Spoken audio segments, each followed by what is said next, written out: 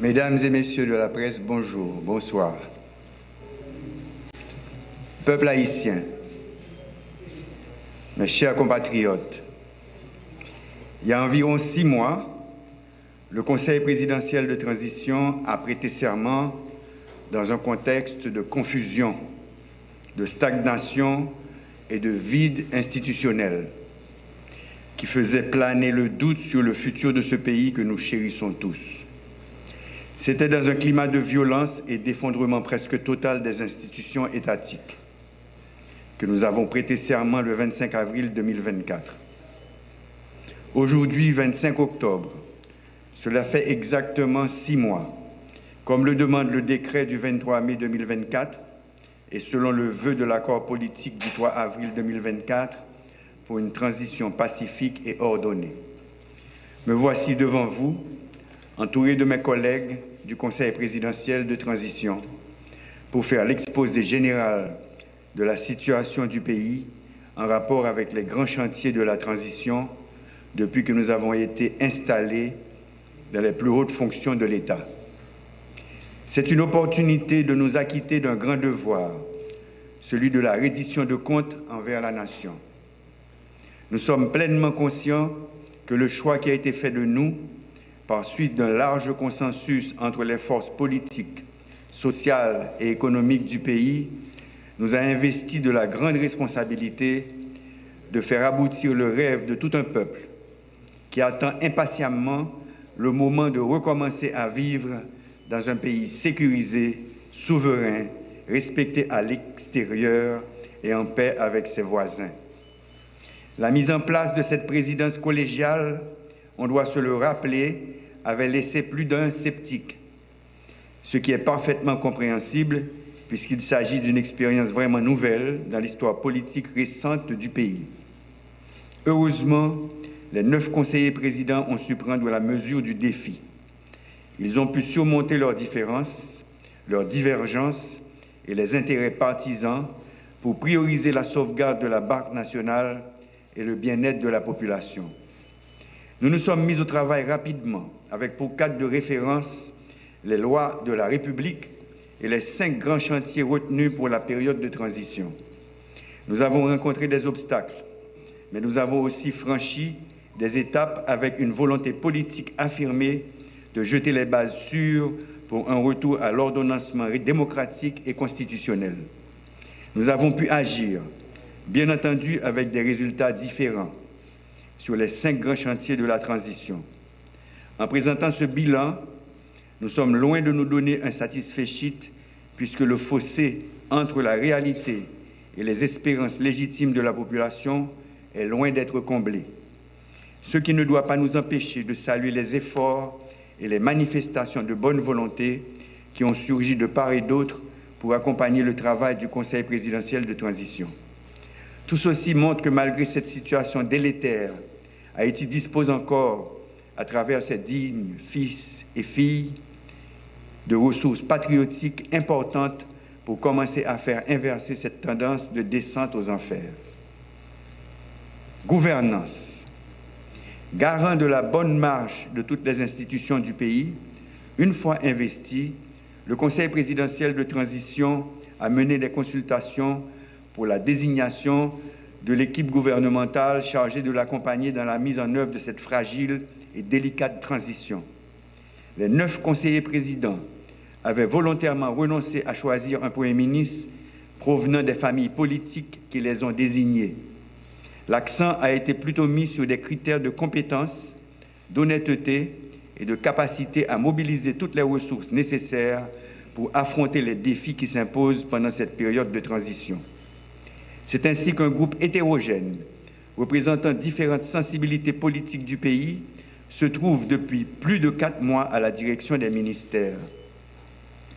Nous ne cesserons jamais de remercier ces honorables citoyennes et citoyens qui ont répondu à l'appel et ont accepté de se mettre au service de la patrie dans un contexte difficile. Nous saluons leur dévouement tout en les encourageant à plus de cohésion, plus d'engagement et de concertation pour répondre aux besoins urgents de la population. Il reste encore beaucoup à faire pour redonner espoir. Nous devons agir bien et agir vite.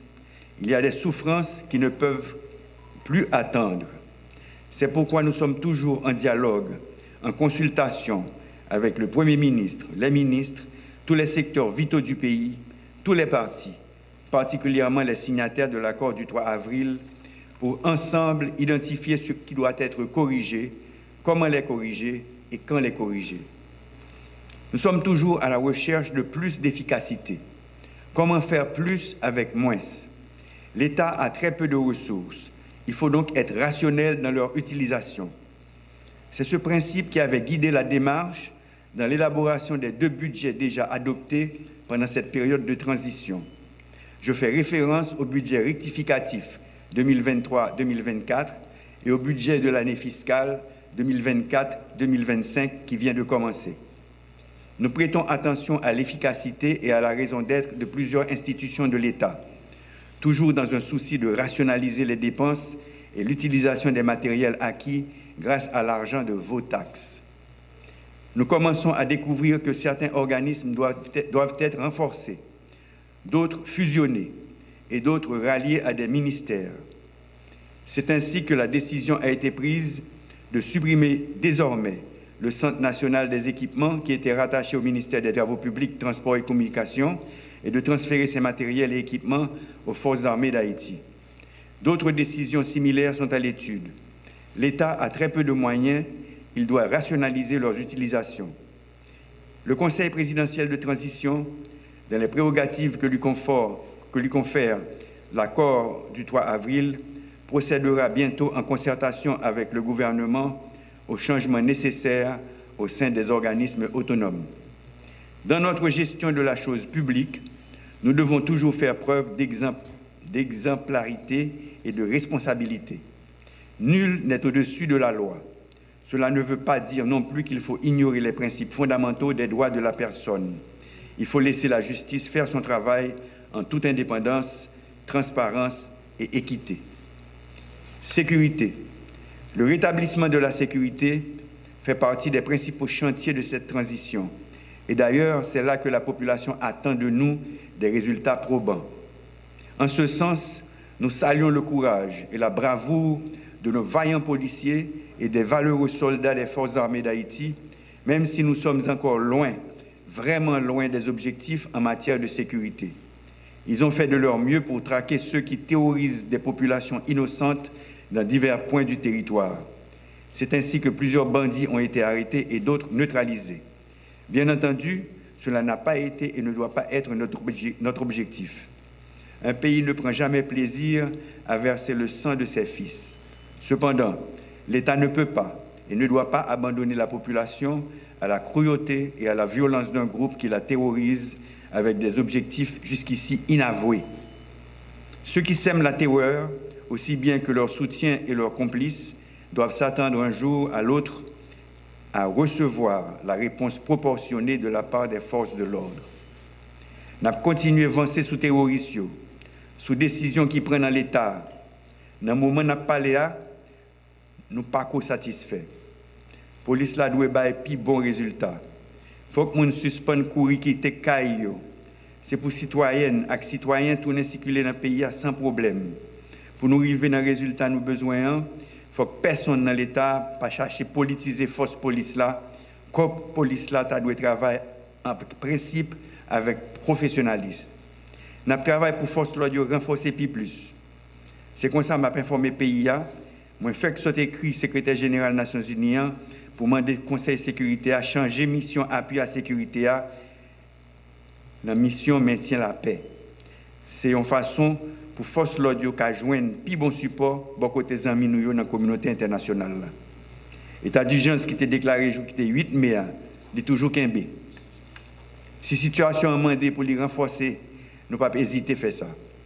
Nous travaillons tout pour mettre camper Conseil national de sécurité Jean accord 3 avril l'a demandé ça. Pour ça qui concerne l'armée d'Haïti, c'est un gros pilier dans le système de sécurité pays. Soldats l'armée bah coup de main dans quoi paix sécurité qui jodi c'est plus gros malheur pays. Mais l'armée a besoin pour le grandir toujours. Comme ça conseil présidentiel là, t'es arrivé mettre un autre général en tête l'armée. Nous avons tout profité de faire un passé dans l'état-major. Corps pour renforcer plus. Objectif là, c'est pendant la période de transition, permettre un total de 2500 jeunes, filles et jeunes garçons, viennent ajouter sur l'effectif de la MESA. Ça m'a demandé pour nous faire dépenses dans l'infrastructure tant que caserne, tant que centre de formation. Pendant jour ça, le Conseil présidentiel travaille sur toute nécessité qui vient là. Mais tout, il faut que les gens qui sont dans la MEA connaissent, ils ne peuvent pas tourner faire erreur de temps. La MEA, c'est une institution qui est là pour défendre le territoire. C'est une grosse honte pour tout le corps, une grosse déception pour le pays qui a espoir dans le corps ça. Les politiciens veulent faire le tourner, ils ont des âmes pour satisfaire l'ambition paille. Justice. Compatriotes, pendant le mois qui sont passés là, le Conseil présidentiel travaille en pile sur le dossier pouvoir judiciaire. Le pays nous rêve à pas faire sans une justice jam. Si nous voulons qu'à violence, il faut que la justice la renforce. Il faut que le tribunal fonctionne. Il faut que le juge fait travail avec conscience. Sans passe pour qui. Le Conseil présidentiel, là, depuis qu'il est installé, il prend une décision pour que la justice l'arrêter indépendant. Pendant le mois qui sont passés là, pas de juge ni officier judiciaire qui a dit qu'il recevoir pression et menace de côté pouvoir. Nous voulons pour ça continuer, nous avons en pile pour ça. Avec recommandation du Conseil pouvoir judiciaire, le Conseil présidentiel a pris une commission pour 84 magistrats pour divers tribunaux dans le pays. Gagné, c'est mandat qui renouvelé. L'autre, c'est promotion qui joignent. Il faut que moi dise nous, ça fait après vérification, après vetting, tous ces juges qui étaient dans le passé sans problème, étape certification. Nous félicitons pendant que nous demandons qu'il y ait dignité caractère, continuer le travail sans faire passe pour qui. Justice là doit être indépendant, mais tout, il faut que tout citoyen qui a besoin de justice là, qui a besoin de justice sans casser tête. Ça veut dire l'accès à la justice là, c'est un droit grandette majeur, tout le monde gagne. Il n'est pas possible pour les gens passer en pile l'année dans la prison sans qu'ils n'aient pas de chance de passer devant le juge. Il n'est pas possible pour les gens obligés de quitter la zone là, dépenser en pile l'argent juste pour arriver côté un juge. C'est pour ça que le Conseil présidentiel de transition a pris une grosse décision d'ouvrir 5 nouveaux tribunaux dans l'arrondissement qui n'a pas de gagner. Je vais citer le tribunal première instance dans Limbé, tribunal première instance dans Ville-Wanamet, tribunal première instance dans Jean Rabel, tribunal première instance dans Beladé. Citoyens sous île Lagonave, pas besoin de Jean Bélamer pour venir régler les affaires de justice. Ville en Sagalais, il y a un tribunal première instance Palitou. Je vais annoncer nous. Jean ça prévoit dans l'accord 3 avril là, Conseil présidentiel là a temps mettre sous pied commission qui pourra organiser réforme système pénal pays. Haïti c'est côté système pénal là a fonctionné avec loi qui est ancien. Le monde là évolué. Société a évolué. Faut que justice là évolue tout. Nous remercions les citoyens qui acceptent de participer dans la commission qui a responsabilité pour faire l'état de recommandation pour justice là améliorer. Nous avons choisi, c'est les gens qui ont un pile compétences. Ils ont un temps à travailler sur un pile projet de décret. Avant longtemps, le conseil municipal pour pencher sur le projet de décret. Ça fait presque un mois depuis que nous avons arrêté pour mettre campé commission vérité, justice et réparation. C'est 7 personnes qui font réputation dans la défense des droits de l'homme. Ils ont une responsabilité pour aider à faire lumière sur un pile massacre, assassinat, kidnapping, avec l'autre actes malhonnêtes et criminels, sans foi ni loi, ils ont fait. Il faut que la lumière faite pour justice kabaye. C'est un élément important pour la paix et la réconciliation qu'a fait de tous côtés dans le pays. Élection. Transition doit réussir. Vle pas vle, il faut que 7 février 2026, Jean ça prévoit dans l'accord politique 3 avril là, avec Jean décret 23 mai 2024 la mandel. Il y a un président qui sorti, mais il y a une présidente qui sorti dans l'élection doit prendre place dans tête pays. Pouvoir législatif là doit recommencer à fonctionner. Commune nous, section communale yo, c'est moun qui sorti dans l'élection qui pour la tête yo. Ça mandé pour disposition prend pour élection réalisée pendant l'année 2025 là. Comme ça, semaine qui s'est passée nous avons installé membre conseil électoral provisoire. Kep l'arrivée campé. C'est un gros bagage. Nous travaillons pour les fins compléter, mais ça n'a pas qu'à empêcher 7 personnes qui l'ont commencé le travail. Pas de perdre de temps. Ils doivent commencer le travail pressé pour mettre les machines électorales à camper. Le gouvernement travaille pour que l'arrivée joue un moyen pour lui fonctionner.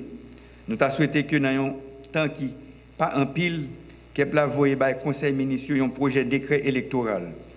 Dans le Conseil présidentiel de transition, nous avons travaillé tout pour lancer la conférence nationale là, pendant le comité pilotage là, avancé avec la réforme de la Constitution. Transparence. Pendant que nous avons concentré sur mettre Kep la campé, nous avons avancé avec quelques autres institutions qui prévoient dans le décret 23 mai à l'accord 3 avril. Là. Ça va prendre un pile de temps pour mettre campé organes qui pour contrôler l'action gouvernement, que relais au CAG. Nous avons des démarches pour choisir les gens qui pour entrer dans l'institution ça, qui a une importance li dans le GFO n'a fait pour l'État central là travaille chaque jour plus dans la transparence. Causer transparence là, c'est une priorité pour le Conseil présidentiel de transition. Il y a une institution qui a une grosse responsabilité pour contrôler comment l'argent de l'État a dépensé, c'est la Cour des comptes. Mandat, même la Cour des comptes, est arrivé dans le bout depuis avant le Conseil présidentiel là est installé pendant que pas de moyen pour nommer l'autre membre. Quitter poste ça vide, capable de coûter pays en pile. Comme ça, une première décision que le Conseil présidentiel là te prend, c'est permettre de prolonger le mandat même ça en attendant l'institution qui vient pour faire ça, mettez sous pied. C'est comme ça tout, nous te prenons une décision pour prolonger le mandat commission qui pour contrôler comment l'État a acheté ça qui est les marchés publics dans le département nord et dans le département sud du pays. Nous avons profité de demander toute institution qui pour combattre la corruption, pour faire public la ouais clair dans la façon l'État a pris décision, dans la façon l'argent l'État a dépensé. Nous avons dit fait travailler avec conscience, dans le respect de la loi, il y a rendre le pays en pile service. Diplomatie. Dans le jour ça, c'est avec quel serré chaque jour nous avons regardé comment l'autre pays a voyé ce avec frère nous tourner. Gagnant c'est dans l'avion. Gagnant c'est dans le bateau. En pile, c'est sous frontière. Ça va faire l'honneur nation pour nous. Pendant le jour qui se passe, nous évaluons toute institution qui est dans l'État, avec la société civile, là, qui façon pour ceux qui frère nous, jouer un plus bon accueil, les autorités de l'autre pays mènent à tourner. Qui gens pour haïtiens qui a voyé tourner, qui a joué un plus bon encadrement, les arrivés sous Tessa qui la caille. Pas oublier, nous avons un pile compatriotes qui travaillent dans l'autre pays. Soit travailler permettre un pile monde vivre, un pile petit monde aller à l'école ici. Il y a besoin de protection dans le pays côté yo trouvé yo. Pour ça, il faut que les diplomates nous plus bien formés, plus vigilants. Diplomatie nous a besoin d'un bon passé main. Nous travaillons sur un gros plan de modernisation de la diplomatie nous. Mais ça ne va pas fait ni dans bouillie vidée, ni dans tête chaud. Ouverture des classes. Entre l'école l'arrivée faite. Nous tous connaissons dans quelles conditions qui sont difficiles. N'importe l'école qui peut arriver à l'ouvrir. Il y a côté violence et insécurité pas permettre l'école de fonctionner. C'est un gros tête chargée pour le conseil présidentiel. Il y a côté c'est l'école qui recevoir ceux qui frères nous qui courir pour l'insécurité. C'est là obligé de poser, dormir pour un petit bout de temps. C'est une tristesse. Là nous regarder famille pile sous pile dans l'école. Ça pas belle même.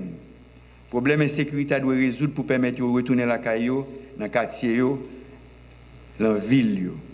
En attendant, nous devons traiter avec dignité et avec respect. Nous demandons au gouvernement de travailler sur un plan pour mettre toute famille, tous ceux qui frères nous, de côté, qui ont senti que la vie est meilleure pour eux. Nous saluons les parents et les familles qui font gros sacrifices pour permettre à les gens de joindre l'instruction. Professeurs et tout le monde qui travaille dans le système, ils ont un gros chapeau pour GFON a fait. C'est devoir l'État pour mettre plus l'école, employer plus de professeurs, payer autour. Nous avons un budget pour l'année 2024-2025, c'est le ministère de l'Éducation nationale qui joue un plus gros mot. Ça montre nous place éducation pour période de transition. Écoliers, étudiants, universitaires, vous représentez l'avenir. Vous n'êtes pas une réserve de force de travail pour des pays étrangers. mais les artisans d'un futur plus glorieux pour ce pays, votre pays. Mettez-vous au travail, malgré les difficultés du moment, sachant que le monde d'aujourd'hui appartient à ceux qui travaillent. Celui de demain appartiendra à ceux qui se forment aujourd'hui. Chers compatriotes, l'avenir d'Haïti est avant tout entre nos mains. Nous devons le penser et le construire ensemble. J'espère que la conscience citoyenne aidera les uns et les autres à réaliser que nous avons perdu déjà trop d'opportunités et nous avons trop d'échéances à rattraper. Les prochains mois seront déterminants pour la réussite de la transition et pour avancer vers ce futur que nous, Haïtiennes et Haïtiens, caressons depuis trop longtemps. Cela va demander plus d'efforts, plus d'abnégation pour consolider nos institutions. La force d'une nation vient de la capacité de ses dirigeants et de ses élites à identifier l'intérêt commun pour dessiner l'avenir pour période de transition. Écoliers, étudiants, universitaires, vous représentez l'avenir. Vous n'êtes pas une réserve de force de travail pour des pays étrangers, mais les artisans d'un futur plus glorieux pour ce pays, votre pays. Mettez-vous au travail, malgré les difficultés du moment, sachant que le monde d'aujourd'hui appartient à ceux qui travaillent. Celui de demain appartiendra à ceux qui se forment aujourd'hui. Chers compatriotes, l'avenir d'Haïti est avant tout entre nos mains. Nous devons le penser et le construire ensemble. J'espère que la conscience citoyenne aidera les uns et les autres à réaliser que nous avons perdu déjà trop d'opportunités et nous avons trop d'échéances à rattraper. Les prochains mois seront déterminants pour la réussite de la transition et pour avancer vers ce futur que nous, Haïtiennes et Haïtiens, caressons depuis trop longtemps. Cela va demander plus d'efforts, plus d'abnégation pour consolider nos institutions. La force d'une nation vient de la capacité de ses dirigeants et de ses élites à identifier l'intérêt commun pour dessiner l'avenir avec harmonie. C'est pourquoi nous devons tous nous dépasser, transcender à tout moment nos divergences et évaluer ce que nous pouvons faire ensemble pour réussir. Nous n'avons pas le droit à la tergiversation, nous n'avons pas le temps pour les égos, ni pour les querelles de chapelle. Si la transition échoue, il n'y aura ni vainqueur ni vaincu. Je vous remercie de votre attention. Vive Haïti!